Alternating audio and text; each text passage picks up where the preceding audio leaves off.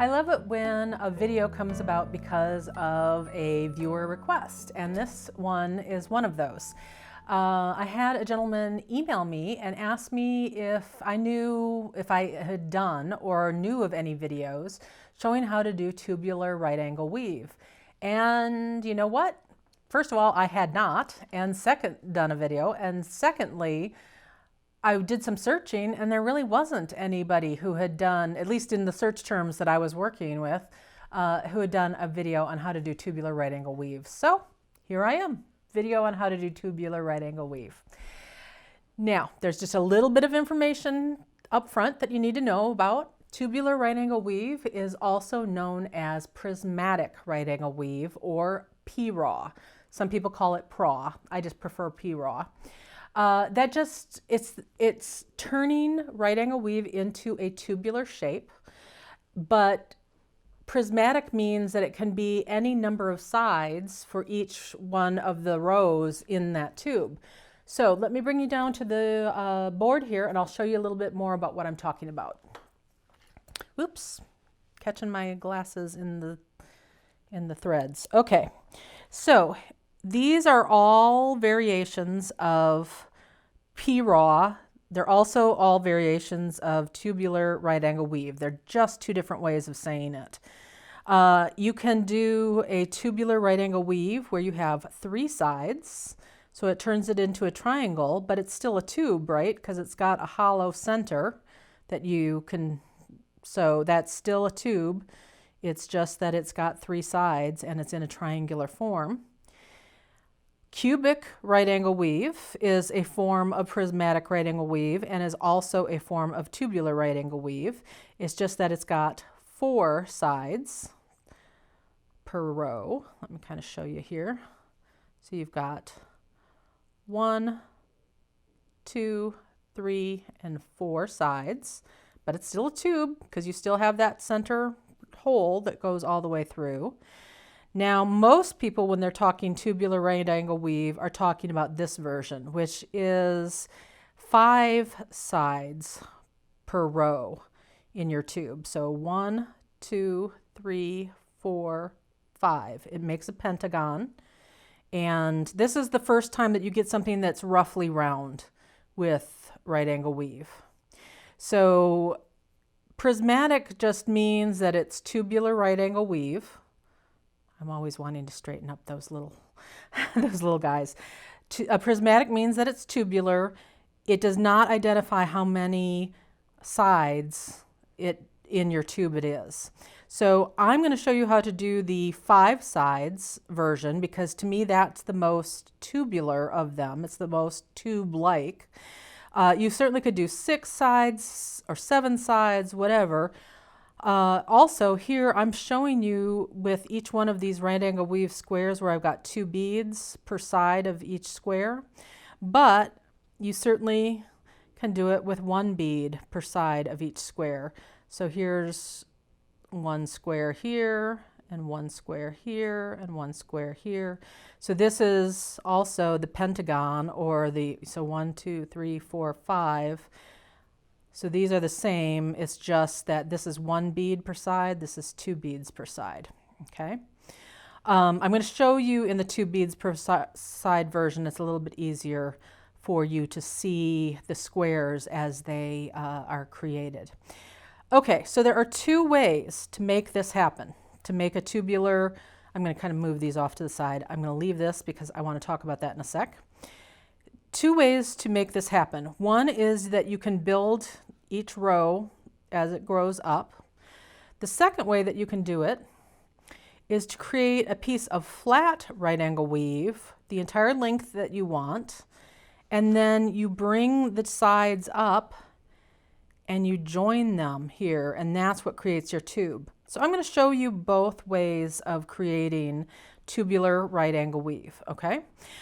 I'm going to start out by showing you where we build it 1 row at a time in the tubular shape.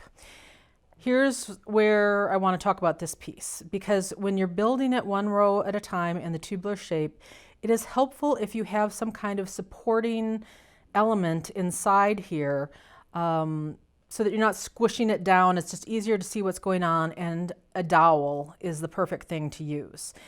And some people will tell you to go to your hardware store and get, you know, a dowel, but honestly, the easiest way that I have found to have an assortment of dowels is, this is a set of knitting needles, bamboo knitting needles that I got off Amazon. It was like 10 bucks for the entire set. I think it actually was cheaper than that. I think it was $8.90 or something, you know.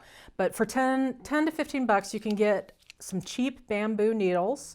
Of course, there's 2 of each size, so you and a friend could actually split a set because you only need 1 if you're going to use them as dowels. And this gives you a huge range of dowel sizes for your little bead library that you need.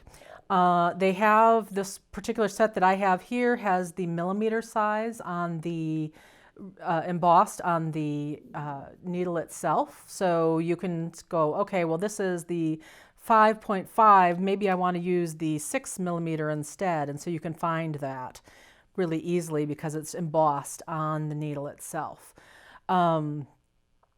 The other thing that I like about using these as dowels is it's got this little end on it, and to me that just is helpful for me to not accidentally slide my tube off the end of the dowel.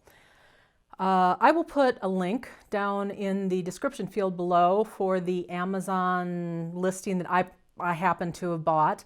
I don't have an affiliate thing set up, so I'm not getting anything off it. I just want to show you a place where you can get these for nice and inexpensive. Okay, so here, let's go back and look at how we're going to use a dowel.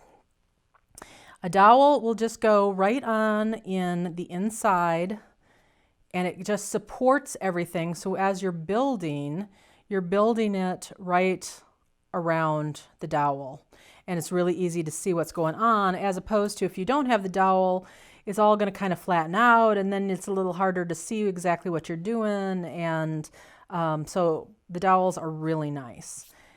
Here's the downside of a dowel. So on this little sample piece here that I was making, I started it out on this end. So it actually started here. And you can see where this end, well, is it showing?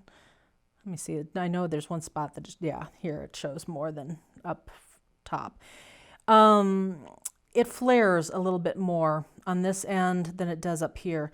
The reason is because the dowel size that I was using down here was a little bit bigger. And so even though it's really minute, there's more thread showing in between each one of these intersections here. This is all just a little bit looser. Once I realized that I was really that the dowel was a little bit too big, I went down a size, and then up here you can see where these units are quite a bit more tight, and so it makes a difference in how large your tube is going to be. So what I'd just like to the takeaway from that is the dowel size that you're going to want to use might be a little bit smaller than you think, because once you tighten everything up around the dowel, you don't want it to kind of spread out too much, unless that's the look you're going for. And if it is, then that's how you can make it happen. So, okay. I am assuming in this video that you know how to do right angle weave and how to do, well, I'm going to show you the cubic or the prismatic right angle weave. So, but I'm assuming that you know how to do flat right angle weave. If you do not, I'm going to pop a link up in that eye up in the corner there that is going to refer you to my flat right angle weave video, so you can learn how to do this part first, because I'm not covering that. Okay, so here's how I'm going to start this out. I know that I want my right angle weave strip to be, when it turns into a tube, to be 5 units wide. Okay, so I've done this with 4 units. Here's unit 1, here's unit 2, here's unit 3, here's unit 4. We're going to create unit 5 by bringing these 2 ends together and joining them. So you want to create your strip 1 fewer than you want to put around your dowel and create your tube. I'm going to use the 5.5 millimeter dowel here to do this. So I'm just going to kind of fold this like a taco around the dowel. I'm going to be connecting these two beads on this side and these two beads on this side. So I've already got a right wall and a left wall. What I need to add is a ceiling and a floor. And we're doing that 2 beads at a time. Okay, let me find my needle here. I got too many threads and needles going on this page. I mean on this page. Lord Almighty. What I meant, of course, is the board. Okay, so I need to add 2 at the top. So here's the 2 that I'm going to add in. I'm going to pass down through the 2 on the left wall. And then I'm going to add 2 for the bottom. And then pass up through the 2 on the right wall. One thing to watch out for when you're working with a dowel, you can see where my thread looped around the dowel. And so you want to watch out for that. I'm kind of beading a little bit far away from my body because I'm doing it for the camera. When I bead this at home, I generally bead it and have this dowel end actually touching my chest so that I don't accidentally loop it like that. Okay, so that is 5 units around, and now we're in a tubular shape. So now we need to build the next row up.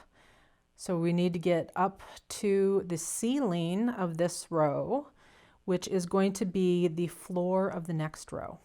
So now I need to create this first unit. I've got 2 beads for the floor. I need 2 for a wall here, 2 for a ceiling, and 2 for the other wall. So I'm picking up 6 beads. And then I'm passing back through the beads that are already there, that I was just coming out of. Okay. It's a little awkward when you start working with the dowel, figuring out how to hold it and everything. It's actually been a while since I've used a dowel, so I'm feeling a little awkward as I do this. So that's just normal. Don't worry about it too much. The other thing I'm feeling a little bit awkward about as I'm doing this is I'm usually creating my right angle weave this direction because I just find the angles a little bit easier. Once I get this going, I can move it so that I'm holding it in that direction as well. Okay, so now I need my next unit. This time I've got the right wall, I've got the floor. I need to add a ceiling and a left wall. So we're only picking up 4 beads. So from here on out, I'll be picking up 6 beads for the first unit of each round, but only 4 beads for every other unit in that row. Oh, except for the last unit. Okay, well, we'll get there. You know what I mean. You probably know what I'm talking about, especially if you've done cubic right angle weave. So now I need, so that's that unit completed, but now I need to get way over here to add a unit over here. So that means I have to pass through a whole bunch of beads to get there. When I was first learning cubic right angle weave, well, really any right angle weave, it just seemed like I was passing through so many beads to get to the next stitch that it couldn't possibly be right. But the truth is, it was right. I mean, that's just the way right angle weave is. All right, so now I'm all the way over here. I'm ready to add a wall and a ceiling. 1, 2, 3, 4. Passing down through the right wall. Across the floor. Okay, now here's, I need to get to where my beads or my thread is right in this intersection here. This is not where I want to add beads. I want to add beads on these outside edges. So, you have to think about this as a series of one-way streets. I can either go straight across, but if I go straight across, my thread will show across that intersection, and we don't want that. So that means that to get to the outside edge, I need to go up. So you can reason your way through it. Okay, so 1, 2, 3, 4, and we're going to pass through these guys here. If I'm going through this a little bit quickly, I'm also going to pop a link up in that eye to my video on cubic right angle weave, because the steps that I'm taking are exactly what I describe a little bit slower in my cubic right angle weave video. And it's simply that you're doing 5 sides instead of 4, okay? So here I'm ready to finish off this row. This is my last unit that I have to make, but look, I've already got a floor, I've got a right wall, and I've got a left wall. All I need to add in on this last one is the ceiling. But my thread is coming out right here. So to add the ceiling, I need to get over here. So we're going to go across the floor.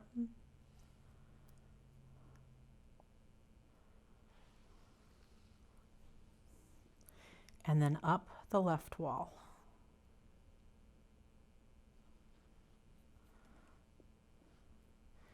Add only 2 beads for that ceiling, and then go down the right wall again to get it all connected together. Then I'm just going to navigate my way back up to the top of this row so that I'm ready to add my next row.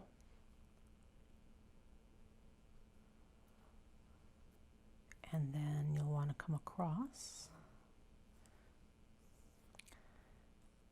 And there we go. And you'll just keep adding 1 row at a time. So I'm using the 5.5 millimeter dowel on this one. I could actually have gone down to a 5 millimeter dowel. I just wanted to err on the side. I'm sorry, actually up. What am I thinking? Up to the 6 millimeter dowel without it causing a problem. I just wanted to err on the side of a little bit too small, so I can see where this easily would fit in here just fine. So there is some wiggle room with your dowel size. It just gives you something to kind of press the beads onto so that it holds its shape. And then you would just keep going and adding row after row until you get the length that you desire. Now, when we come back, I'm going to show you the method 2 for creating tubular right angle weave or prismatic right angle weave. Same thing, 2 different names.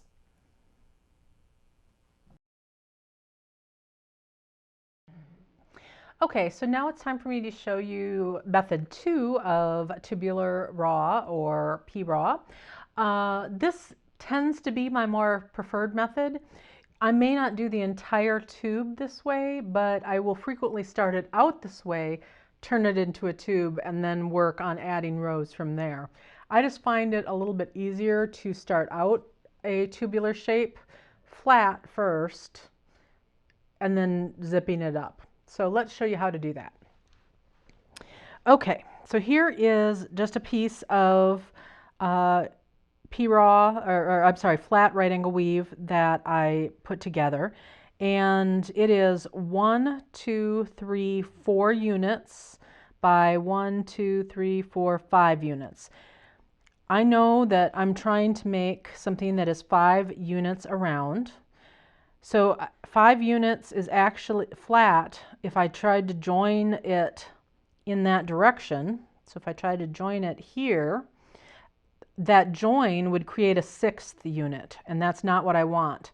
So in this case, I'm going to take the one that's 4 units wide here, and I'm going to join these 2 edges, and the join of these 2 edges is going to be my 5th unit. Let me show you how to do that.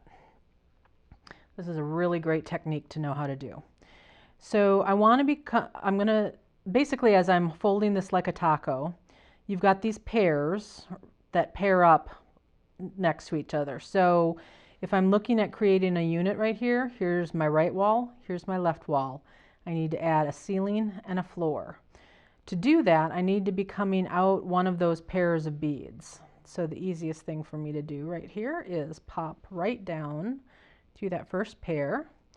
We're going to add that set of floor beads first. So I'm picking up 2, passing through the 2 beads that it's right next to on the other side. Okay. Then I need to add those ceiling beads. So I'll pick up 2, pass down through the 2 beads on the previous side, on the left side in my case. And there's that first square. So you can either do this in your hand, or if you want to, you can go back and do this around a dowel too. Either way. So I usually do it this way, so I'm not pointing the pointy part at myself. So there's no reason why you can't use a dowel to do this. And I'm actually going to hold it sideways because I just find the angles a little bit easier. So there's that first unit done. Do you hear my tummy doing all the rumbling?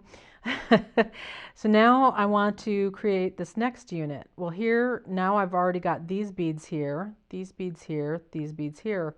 All I have to do is add the ones right there. So I need to get over there. We're going to come across and down. Pick up your 2 beads. Come across the top.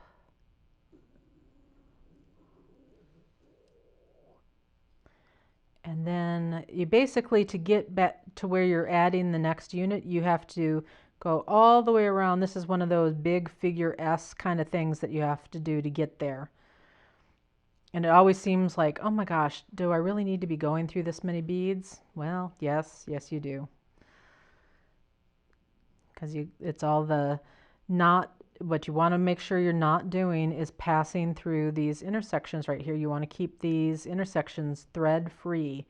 And the reason is because sometimes you need to use those intersections. For instance, if you're going to stitch in the ditch using those intersections, if there's a thread there, the bead that you want to stitch in the ditch is not going to sit down the way it should. It's going to sit up on top of the thread, and it will make a huge difference in your beadwork piece.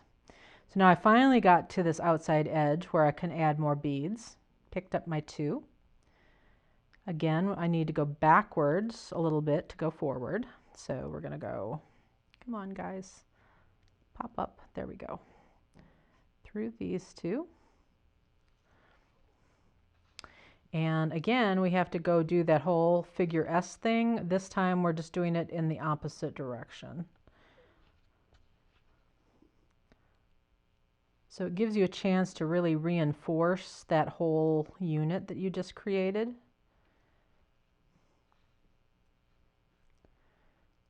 Which is never a bad thing. Reinforcing has 2 benefits. One, it makes it stronger, but it also really makes those squares sit like little soldiers quite a bit better.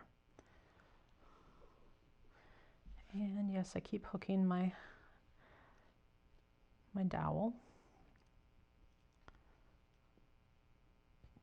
Okay, what the heck? There we go. Now, let me find my needle. Okay, phew, not making a knot. And here I am ready to add 2 beads to create this square. So 1, 2, kind of closer on this side now. So let's rotate it.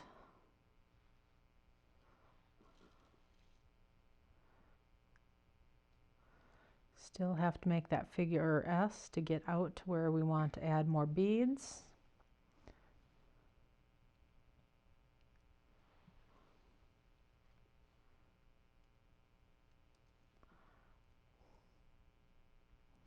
If you have made my double tennis bracelet, this is the way I have people make the double tennis bracelet.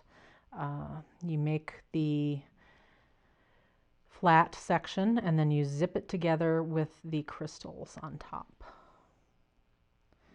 All right, so there we have finished our zip. Let me get it to the end here, the thread to the end. And voila. So now I just created the same thing as this. And it was created the same way. This is a little bit tighter. It looks like, yeah, I think I went around those beads on either end to tighten it up a little bit, which, you know, if I did the same thing here, it would look identical. So that is two different ways to get to the same outcome. It's just really your personal preference, which way you like better. I tend to like the flat way better. You may like building it on the dowel better. But I would definitely try both options and see which fits with you best. I hope this helps answer the question on how to do tubular right angle weave. I hope it also helped you understand a little bit more about prismatic right angle weave. It's just a big umbrella term for tubular right angle weave. I hope that helps. Happy beading.